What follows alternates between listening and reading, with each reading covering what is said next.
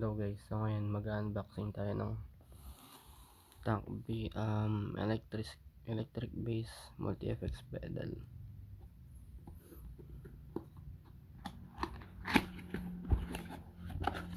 So sa box meron siyang kasamang manual. Ito na yung mismong pedal. May kasama siyang audio jack at isang type C cable.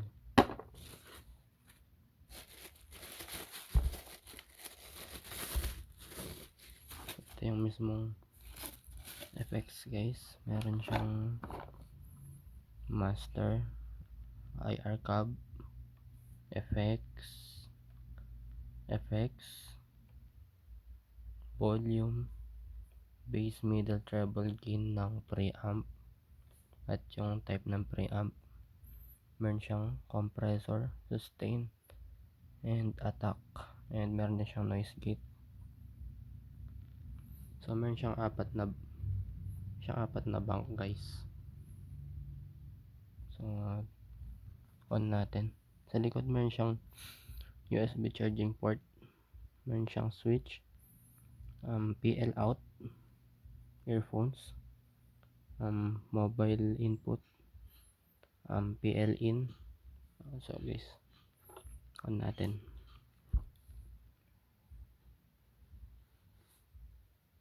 So ayan guys. So paano ba siya gamitin? Pag maglilipat ka ng bank, press mo lang yung dalawa ng sabay, then click mo kung aling bank yung gusto mo, either 1, 2, 3 or 4. Then if gusto mo magpalit ng bank higher, press mo naman to dalawa, compressor and amp ng sabay. So meron siyang meron siyang 9 banks guys. So pwede nyong i-customize yan guys. Yung gagawin nyo lang, press nyo itong dalawa ng sabay, then ayan, makakapagpili na kayo if gusto nyo ng ibang IR, gusto nyo ng may FX, yan, amp, gusto nyo palitan yung model dito sa type, compressor, and yung noise gate. Then pag magsisave kayo guys, ilalong press nyo lang kung saan nyo siya gustong i-save. Like for example, edit natin muna itong present one, i-edit natin. Halimbawa okay na yung timpla nyo, i-save nyo lang siya, ilalong press nyo lang to guys sa bank 1. Ayan. So pag umilaw na siya ng ganun guys, nakasave na yan. So dito double press ulit natin to para magbalik siya sa natin sa live preset. Yan. So yan, na-save na siya dito guys. So ibang function niya pa is tuner. Hold nyo lang, press yung dalawa, ayan, mag-switch siya sa tuner. And meron din siyang Bluetooth connection guys. So mic natin, i-hold nyo lang siya ulit itong dalawa ng matagal.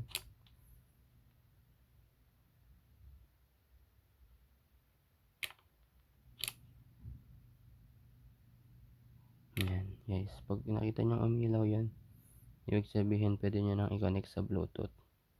So try natin.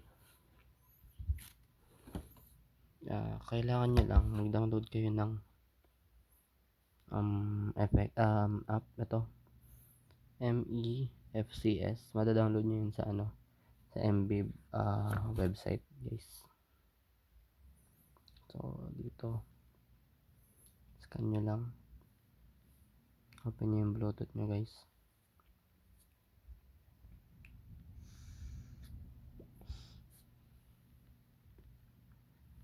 Yan, nilitaw siya. Dapat make sure guys na nagbe-blink yung to, yung Bluetooth sign. So ayan, click na natin. Ayan. Pag lumitaw na yan guys, naka-connect na kayo. So ayan. Pwede nyo, for example yan, pwede nyo palitan yung kulay nito.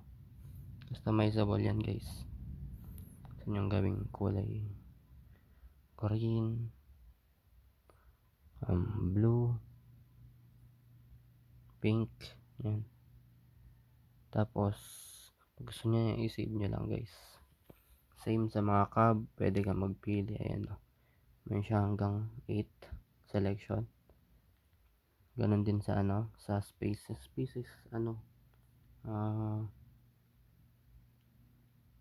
sustain, parang reverb, ganon, para may sustain yung preset nyo.